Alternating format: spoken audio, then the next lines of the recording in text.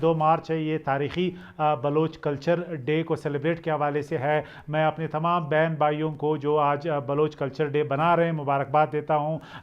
Bloch एक proud nation है, उनका एक सेंचुरीज ओल्ड ट्रेडिशन है, और वो जो कल्चर है उनका वो भी कहीं सदियों पुराना है। हम सब फ़ख्र करते हैं, और ये हमारे लिए वैसे फ़ख्र और इफ्तिखार है कि आज हम सब बलोच कल्चर डे मना रहे हैं।